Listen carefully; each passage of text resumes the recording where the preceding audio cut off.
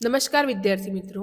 આજનો આપણો વિષય છે સંમિલિત શિક્ષણનો અર્થ અને સંકલ્પના, જેને આપણે વિગતવાર સમજીશું. સંમિલિત શિક્ષણનો અર્થ અને સંકલ્પના. સમાવેશક શિક્ષણના સર્વગ્રાહી અર્થ અંગે વિદ્વાનો વચ્ચે મતભેદ પ્રવર્તતો જોવા મળે છે. વિવિધ શિક્ષણશાસ્ત્રીઓ, સંશોધકો અને વિદ્વાનોએ પોતાના અનુભવો, અભ્યાસ અને પ્રત્યક્ષીકરણને આધારે સમાવેશક શિક્ષણ વ્યવસ્થાને સમજવાનો પ્રયત્ન કર્યો છે. સમાવેશક શિક્ષણ વ્યવસ્થાને સમજાવવાનો પ્રયત્ન કર્યો છે.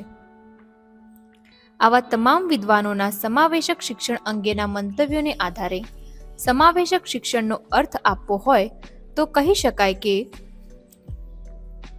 શારીરિક, માનસિક, વાર્તનિક કે અન્ય કોઈ પણ પ્રકારની ક્ષમતા કે અક્ષમતાને ધ્યાનમાં લીધા સિવાય તમામ પ્રકારના બાળકોને નજીકની શાળામાં તેમની ઉંમર અને જરૂરિયાત મુજબનું શિક્ષણ એક સાથે આપવાની વ્યવસ્થાને સમાવેશક શિક્ષણ કહે છે, જેમાં ચોક્કસ વય જૂથના અને સમાન શિક્ષણ જરૂરિયાત ધરાવતા બાળકોને તેમની ક્ષમતા કે અક્ષમતાને આધારે અથવા તેમના લિંગને આધારે કોઈ પણ પ્રકારનો ભેદભાવ રાખ્યા વગર સમાન શૈક્ષણિક અને શાળાકીય વાતાવરણમાં શિક્ષણ આપવામાં આવે છે. આ પ્રકારની શિક્ષણ વ્યવસ્થામાં અધ્યયન પ્રક્રિયામાં તમામ બાળકોની સક્રિય ભાગીદારી હોય છે તથા તેઓ એકબીજા સાથે સહકારી રીતે અધ્યયન કરે છે અને તમામની વચ્ચે આત્મીય સંબંધ પ્રસ્થાપિત થાય છે.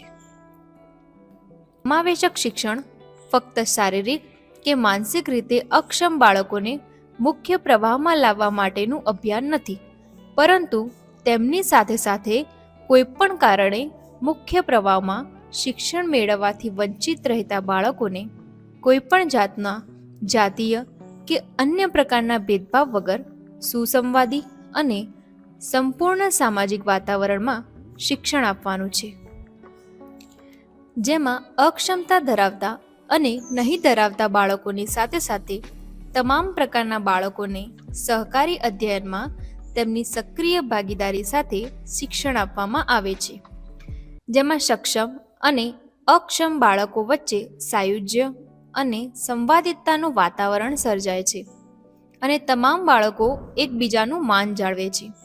સંકલિત શિક્ષણ વ્યવસ્થામાં બાળકોના શિક્ષણમાં માતા પિતાની સક્રિય ભાગીદારી હોય છે. શિક્ષણમાં સંકલિતતા એ વિદ્યાર્થીઓને વિશિષ્ટ શૈક્ષણિક જરૂરિયાતો સાથે શિક્ષણ આપવાનો એક અભિગમ છે. સંમિલિત મોડેલમાં ખાસ જરૂરિયાતવાળા બાળકો મોટાભાગનો કે બધો જ સમય સામાન્ય વિદ્યાર્થીઓ સાથે પસાર કરે છે. સંકલિતતા વિકલાંગ વિદ્યાર્થીઓને સામાન્ય વિદ્યાર્થીઓની અલગ પડતી ખાસ શાળાઓને નકારે છે. આ પદ્ધતિના અમલીકરણમાં વિવિધતા હોય છે. શાળાઓ સંકલિતતા મોડલનો ઉપયોગ અલ્પથી સીમિત એવા ખાસ જરૂરતવાળા પસંદગીના વિદ્યાર્થી માટે વારંવાર કરે છે. પૂર્ણ સંકલિત શાળાઓ ભાગ્યે જ જોવા મળતી હોય છે, જે સામાન્ય શિક્ષણ અને ખાસ શિક્ષણ કાર્યક્રમોને અલગ પાડતી નથી. તેને બદલે તે પુનઃરચના કરે છે, જેથી સામાન્ય અને વિશિષ્ટ તમામ વિદ્યાર્થીઓ એકસાથે અભ્યાસ કરી શકે. સંકલિત શિક્ષણ કે શિક્ષણના મુખ્ય ધારા મોડલથી જુદું પડે છે, જે સૈદ્ધાંતિક રીતે અક્ષમતા અને ખાસ શૈક્ષણિક જરૂરિયાતો અને અધ્યયતામાં પરિવર્તન અથવા તેને માટે તૈયાર કરવા અથવા સગવડોની ઈચ્છા રાખવા સાથે સંબંધ ધરાવે છે. સંમિલિતતા એ બાળકના ભાગીદારીના હક વિશે છે અને શાળાની ફરજ બાળકને સ્વીકારવાની છે.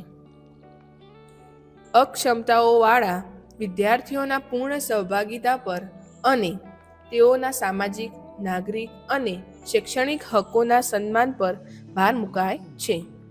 લાગણીનો ભાવ. લાગણી શારીરિક કે જ્ઞાનાત્મક અક્ષમતા પૂરતી મર્યાદિત નથી હોતી, પરંતુ ક્ષમતા, ભાષા, સંસ્કૃતિ જાતીયતા, ઉંમર અને અન્ય માનવ તફાવતોના સ્વરૂપો ધરાવતી માનવ વિવિધતાનો પણ તેમાં સમાવેશ થાય છે. ઘણીવાર આપણી અનુભવવાની રીત, આપણો દેખાવ અને અન્યોના મૂલ્યાંકન વિદ્યાર્થીની શૈક્ષણિક કાર્યોમાં કામગીરી અને વર્તન પર ઊંડી અસર કરે છે. જ્યારે આપણે ઉતરતી કક્ષાના દેખાવની અપેક્ષા રાખીએ ત્યારે આપણી ક્ષમતાઓ ઘટતી દેખાય છે. સંકલિત શિક્ષણ અધ્યયન અને શારીરિક પડકારો ધરાવતા વિદ્યાર્થીઓને બાકીના સામાન્ય વિદ્યાર્થીઓથી અલગ પાડવાની પ્રક્રિયા કરવાથી દૂર લઈ જાય છે. આમ સંકલિત શિક્ષણમાં વિકલાંગ અને સામાન્ય બંને પ્રકારના બધા જ વિદ્યાર્થીઓ માટે સંખ્યાબંધ ફાયદા રહેલા છે. તો વિદ્યાર્થી મિત્રો, આજે આપણે સંમિલિત શિક્ષણનો અર્થ અને સંકલ્પના જોઈ. તેમાં આપણે જોયું કે કોઈપણ પ્રકારની ક્ષમતા કે અક્ષમતાને ધ્યાનમાં લીધા સિવાય તમામ પ્રકારના બાળકોને નજીકની શાળામાં તેમની ઉંમર અને જરૂરિયાત મુજબ શિક્ષણ આપવાની વ્યવસ્થા હોવી જોઈએ, જેને સમાવેશક શિક્ષણ કહે છે.